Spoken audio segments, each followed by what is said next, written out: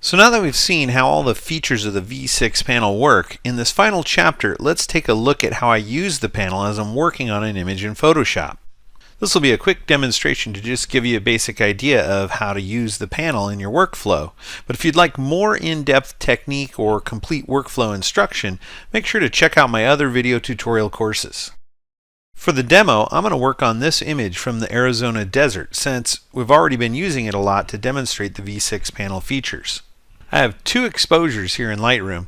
One is my light exposure where the landscape is properly exposed, but the sky is completely blown out on the right. And then I have this exposure that I exposed for the sky, but as you can see, the landscape is entirely dark. I took this a few years ago on a Canon 5D Mark II. You could recover the shadows in this one exposure with many of the newer cameras that we have these days. But the dynamic range wasn't great in this camera, so if I were to lighten up these shadows, I'd get a lot of noise. So I think to maintain quality, I'm going to exposure blend and use this for the landscape and this one for the sky.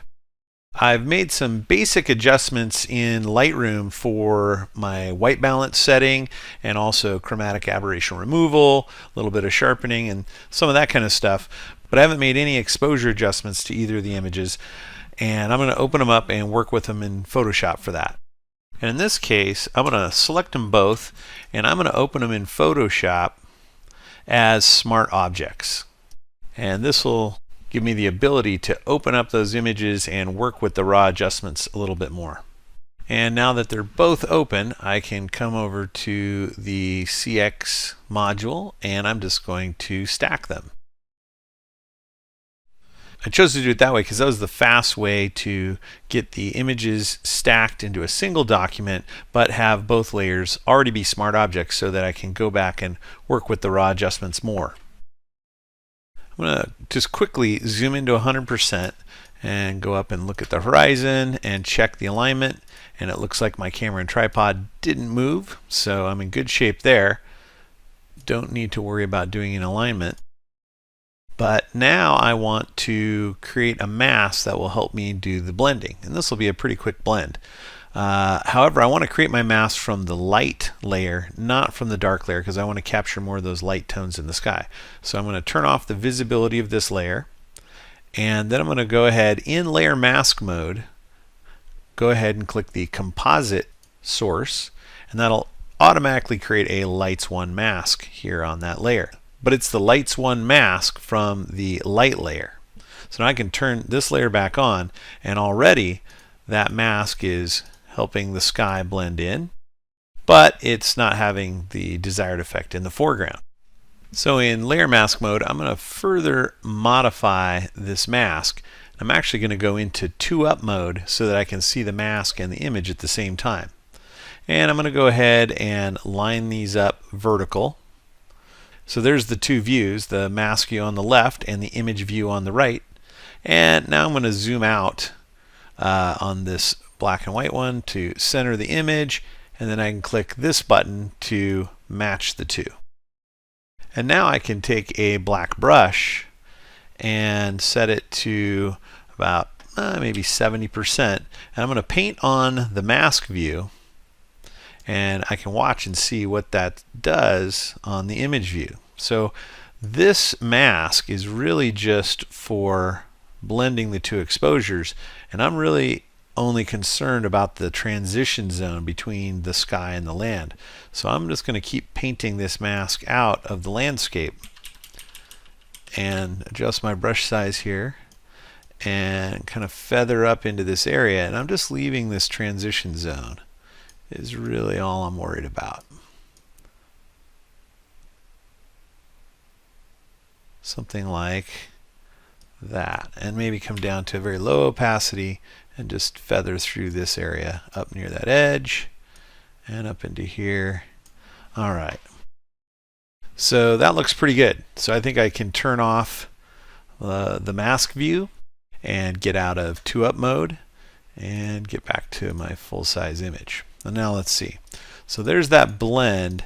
Now it's still a little dark along this boundary line. So this is why I opened up Smart Objects. because I now want to go back into the raw adjustments by double clicking on the smart object, and I'm now going to open up my shadows a little bit and my exposure a bit and bring down my highlights because I want to keep that sky nice and dark and saturated. But what I want to do is create a better, smoother transition between this dark image and the lighter one for the landscape. So I can keep bringing up those shadows a little bit more, maybe the exposure slightly more, and highlights down. And click OK and see how that looks. So that now is creating a better transition along here. And I can also go into my light exposure and bring that down just slightly, and bring the highlights down and maybe bring the shadows down, and that will allow that to blend a little better too. So now I feel like things are blending better, although I may have over darkened the light exposure a little bit too much, so I'm going to bring that just back up a little bit. I don't want it to get too dark. So that's created a really nice blend. I would zoom into 100% and make sure that my transition zones all look good and that my edges look good, and if they did, then I would probably at this point flatten these layers, and I don't need the smart objects anymore. So now I'm treating this as a single layer and a single exposure, as if I was able to shoot it like this from my camera.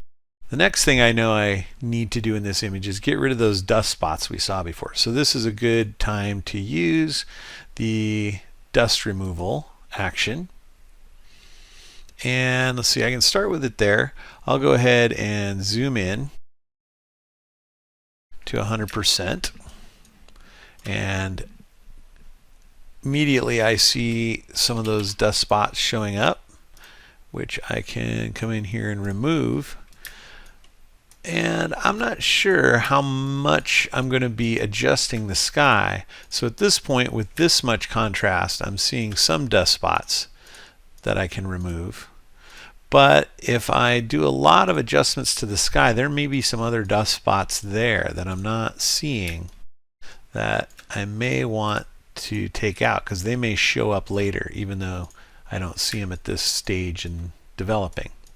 So just to see if there's something still kind of lurking there, I'm going to go ahead and open up the properties of the amplified dust layer, and I'm going to go ahead and just increase the contrast on that and see if some other dust spots start to appear. And yeah, they are.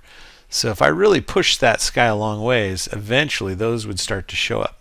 So I'll go back to the heel clone layer and just get a couple more of these out of there just to be sure. So I don't want those to come sneaking in.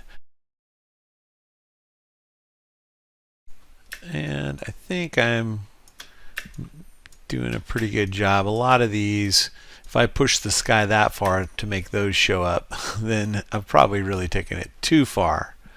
But I think at this point I've really been able to get those dust spots largely removed. So now I can come back to the dust action, click it again to remove those extra layers, and there's my dust spot layer, which I don't want anymore. I don't want to bring those dust spots back, so again I'll just flatten. The next thing I want to do is darken the sky down a little bit, but I want to affect just the sky. So I'm going to get the quick selection tool and just make a very quick sky selection, and that's easy to do in this particular image because the horizon is so distinct. And then I'm going to go to the S&M, the select and mask workspace, and just make sure that that edge has really been selected well. And I may even bring the radius up to 1 pixel and turn on smart radius just to make sure that it's done a really good job getting that selection. So now I've got that sky selection, and in case I want to use that again later on in my developing, I'm going to go ahead and save it to the channels panel as my sky layer. There it is right there if I ever need it again. But in this case, I'm just going to use it directly by applying that to a levels adjustment layer, and there it is, and then using the midtone slider there to darken my sky a little bit. And I don't know exactly where the right amount is, but let's try there. Yeah, let's go with that for now. Next, I want to bring out some contrast and get the kind of the contouring and the sculpting of that really soft light that's on the rocks to give it more dimension. So I'm going to start by using the pick tool and picking this tone that's here in the rocks that I want to go for. And so there's the mask for that. Let's see, it's reaching a little farther than I want, so I may contract that a little bit and then maybe auto level it, and then even make a further levels adjustment and really try to get it just into those parts of the rocks and say okay. And now I'm going to add that to a curves adjustment layer. So I've got the mask, so if I go to the layer output, I can output that directly to a curves adjustment layer, and it comes with the mask included. However, the mask is not going to completely take out all the sky, so I'm also going to come back down to the sky channel that I saved and Control or Command on a Mac and then click on that to load that sky selection. And then I'm going to come to the fill button and I'm going to fill the mask inside that selection with black. And that just completely takes the sky out of the adjustment. And then I can get rid of that selection now. So now when I work on the adjustment, I'm going to use the targeted adjustment tool. I can come into these lighter tones in the rock and bring those up.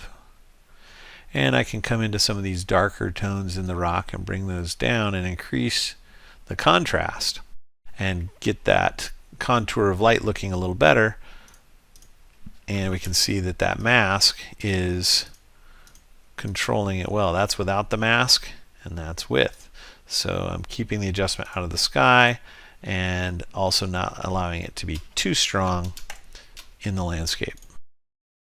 Next, I want to work with the midtone contrast a little bit. So I'm going to load a new composite channel and then look at some midtone masks. Midtone 1, that's a midtone 2, midtone 3. We'll start with the midtone 1 and then add that to a levels adjustment layer and use that to bring a little contrast into those midtones, maybe somewhere in there. Next, I think I'll work a little bit with the color balance. I like it in a lot of areas of the image, but it's looking a little kind of pinky here in this part of the rocks for me. So I'm going to go to the color cast, Neutralize color cast to action and run that. And that allows me to work with both the color cast and the brightness. So maybe to get some of that pink out of the rocks somewhere in there. I'm trying to find the right brightness also somewhere in there. And let's see. Yeah, I like it. And again, I don't know if I want to take it completely out of some of those areas. So this might also be a good time to come to the layer mask mode and actually add those two layers into a group because they're working together, and then add a lights 1 mask to that group. That's doing a pretty good job of targeting it towards the lights, but I think I want to open that up a bit, so I'm going to adjust the levels of that mask and try to get it to target those brighter areas a little bit more. And we'll see how that does. Yeah, so that's taking some of those pinks out of the rocks, but it's leaving the nice red color in other parts where I want it.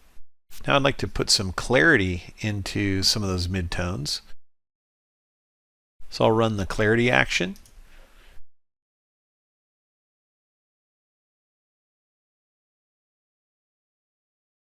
All right, so I'm looking to try to just get some really kind of fine detail clarity, so maybe around there.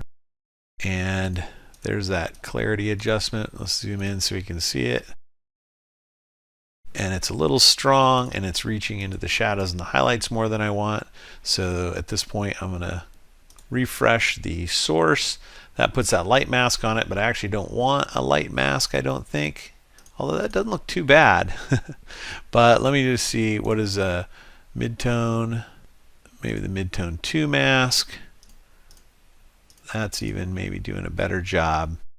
And then work with the opacity to get just the right amount of clarity. There, that looks good. My next move is I'm going to put a little bit of a Orton effect on this, give it a little bit of a soft glow here in the twilight. So I'll use the Smart Orton for this one. And we'll go with that radius for the blur. It's a little strong. I might reduce the opacity of the shadow blur layer just a bit, so it's not quite so strong in the shadows. And I also might work with the highlights a little bit.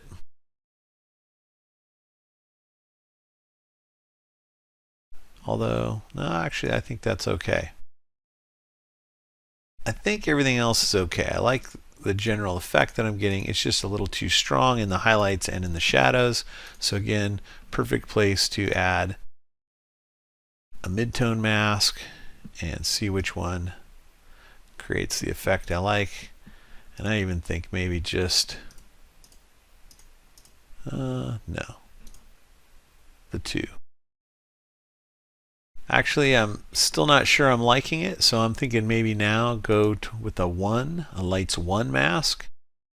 And that's targeting the lights. I think I like that, but of course it's overdoing it in some of the brightest areas. This is where I could use the calculator mode. So I could take the lights 1 minus, let's say, like a lights 3 and see what that looks like.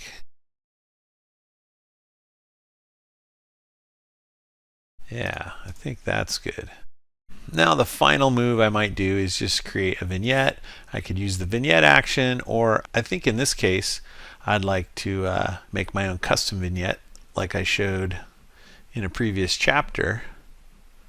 So I can be a little bit more selective about where exactly that vignette goes. So I've drawn my vignette selection, and now add a levels adjustment layer, and I'll multiply to darken, and I'll invert the mask, and I'll blur the mask.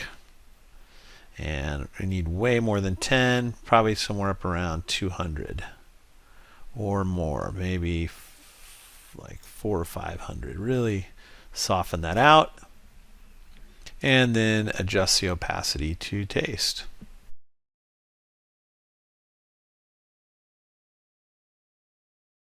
Good. And then I think also I'm going to just do a quick reverse vignette down in here. This feels a little over dark right in that area. So another levels adjustment layer. I'm going to set it to screen to lighten and blur the mask. Bring it down a little bit.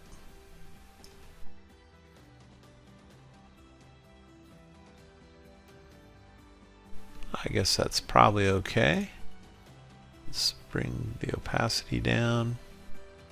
And it's spilling over a little bit too much there, so I'll grab a black brush and just paint it out in this area where I don't want it. And a little bit up here too. Okay, so yeah, just lightening that reflection. And I could keep working with that, but I think at this point I'm going to call that good. I'm going to just add all of those layers into a group that I'll call my adjustments group. And that just allows me to turn on and off all of the adjustments at once, so I can kind of view how the before and after looks. And I can also fine-tune all of the adjustments at once, because a lot of times it goes a little too far, so I can bring in just the right amount here and get it right where I want it. Great. And my final step might be to size and sharpen that for the web so that I can share it with people. So that's just a short demonstration of how I would incorporate the V6 panel into my workflow. Of course, every image is different and every photographer is different, and the panel options are unlimited. One of the greatest things about TKActions is how it allows you to work quickly, but it's also open-ended. It allows you access to so many tools, masks, and techniques, and it gives you maximum creativity and flexibility. So thanks for joining me for the V6 video guide. I hope it's been useful and will continue to help you get the most out of the V6 panel. So enjoy, have fun, good luck, and I hope to see you out there in the landscape.